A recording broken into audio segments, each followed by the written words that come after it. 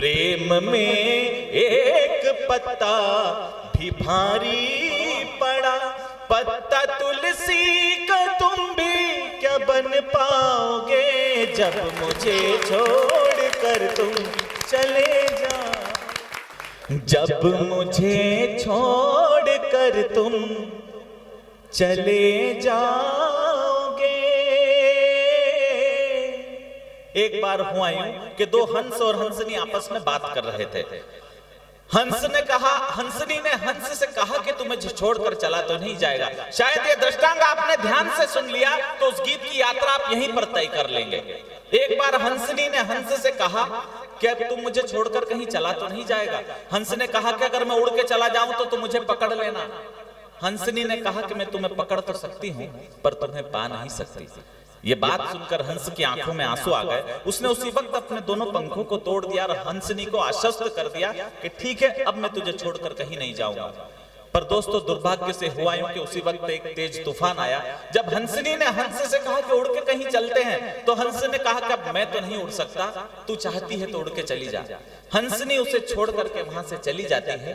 जब तूफान थमता है, वो हंसनी वापस वहां पर लौट करके आती है। तब तक वो हंस मर चुका होता है, पर वो हंस मरते मरते पत्ते की शाख पर लिख जाता है कि शायद तुम मुझसे एक बार भी यह कह देती कि मैं तुम्हें छोड़कर नहीं जाती तो मैं इस तूफान के आने के पहले नहीं मरता। क्या बात है। सिर्फ दो बंद का गीत आप सहजता से सुन लीजिएगा।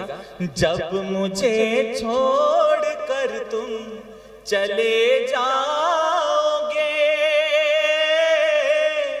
याद रखना कि खुद को गलत पाओगे जब मुझे छोड़कर तुम चले जाओगे। याद रखना कि खुद को गलत पाओगे, शोक से जाओ दिल को दुखा कर मेरे, अपनी करनी पे तुम खुद ही पछताओगे जब मुझे छोड़कर तुम चले जाओगे। राजस्थान के एक बड़े कवि हैं, उनका एक दोहा मुझे बहुत पसंद है।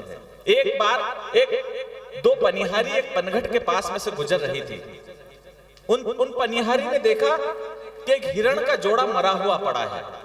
दो पनिहारी जब वहां से गुजर रही थी, उन्होंने देखा कि हिरण का जोड़ा मरा हुआ पड़ा है। पर आश्चर्य की बात यह कि ना तो कोई आसपास कोई शिकारी खड़ा हुआ था, ना ही उन हिरण के शरीर पर कोई घाव था। उसने पहली सखी ने एक दोहे में अपनी दूसरी सखी से एक प्रश्न किया। शायद ये प्रश्न आपके दिल तक उतर जाए तो मुझे आशीर्वाद दीजिएगा और तालियां राजस्थान के उन बड़े कवि के चरणों तक पहुंचे। पहली सखी ने पहले दोहे में एक प्रश्न किया कि उभो न दिखे पार्थी, खड़ियो न दिखे पार्थी, लाग्यो दिखे ना बाण, मैं तने पूछूं सखी किस बिद तजिया प्राण। तो दूसरी सखी का जवाब था, जवाब यदि आपके दिल तक उतरे, पहली सखी ने पूछा कि खड़ियो न दिखे पार्थी, लाग्यो दिखे ना बाण, मैं तने पूछूं सखी किस बिद तजिया प्राण। तो दूसरी सखी का जवाब था कि जल थोड़ा और नेह घना, जल थोड़ा और नेह घना, लाग्यो प्रेम को बाण, और तू पी केवता, दोनों तज दिया प्राण। बस आपके बीच में ही जो लोग प्रेम को प्रदर्शन का विषय कहते हैं, प्रेम प्रदर्शन का विषय नहीं, प्रेम तो दर्शन का विषय होता है। और प्रेम में क्या दर्शन होता है मैं आपको बताना चाहता हूं। प्रेम पूजा हवन है, अनुष्ठान है, प्रेम जीसस है, अल्लाह या भगवान है, प्रेम श्रद्धा समर्पण है, बलिदान है, प्रेम राधा है, मीरा है, घनश्याम है।